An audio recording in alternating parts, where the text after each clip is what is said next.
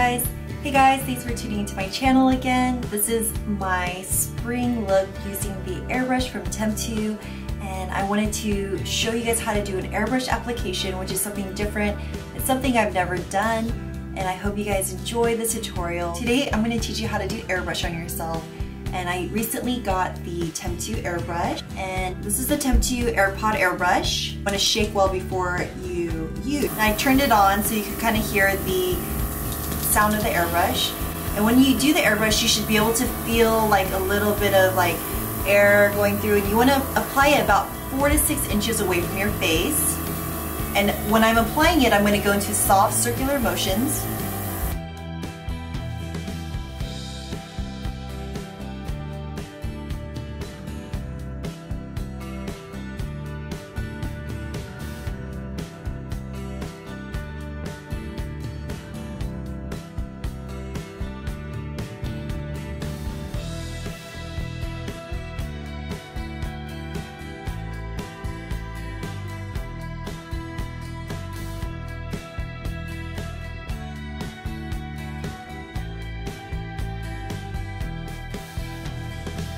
So I just did one side of my face. I'm going to let it settle, and you can see the difference of this side and this side. And so when I applied it, I went into very soft circular motions. Another key thing is the setting button right here.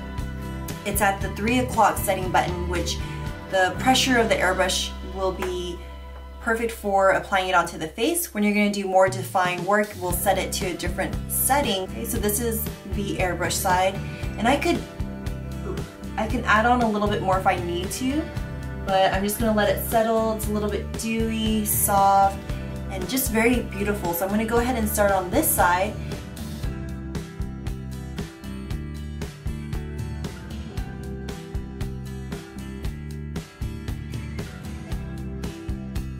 So I'm going to let this side set now. So when you set your makeup, you want to make sure that your client or yourself is very still.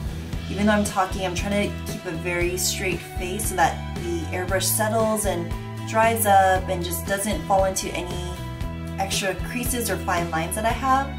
So this is the other side. And when I look at myself, I notice that I have freckles, so that I want to cover up just a little bit more. So I'll go back and build on just a little bit, but not too much.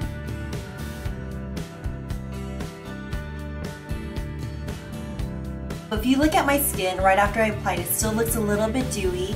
I applied just a little bit more onto the cheeks where I have freckles, and a little bit on the center of my forehead, and a little bit on my chin. So next I'm going to apply blush, and with the same setting at number 3 or 3 o'clock right here. My blush, I'm going to focus on the apples of my cheek right here, just kind of softly blending it out. A good way to know where your apples of the cheek are, or where you're applying, is when you turn this on, you should feel a light breeze hitting that area, and then you just work about 4 to 6 inches away from the face and go into soft circles, working your way in that area the way you want to wear your blush. So let's go ahead and get started.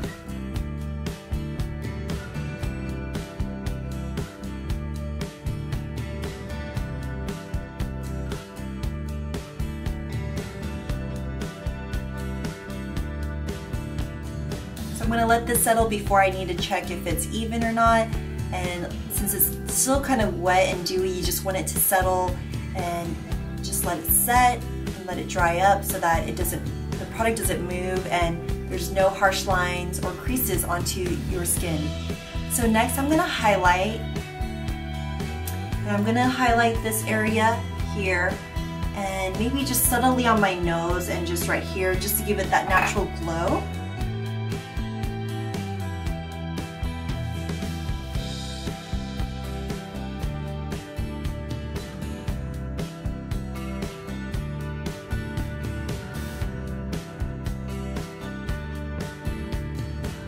Okay, so now that I have the airbrush on my face, you can tell that I'm extra glowy and dewy, so I'm going to mattify it. Go ahead and use the Eve Pearl. This is her Invisible Finish Powderless Powder. So it is actually made out of like algae, so it's kind of a creamy feel, silky feel. And I'm gonna go ahead and apply it with her brush. This is the 119 brush. It's a duo fiber brush. just in the areas where I feel like I'm extra shiny and where the product may have blown onto my face when I did the airbrush. So I'm gonna go ahead and kind of mattify those areas, which would be like this part of my face.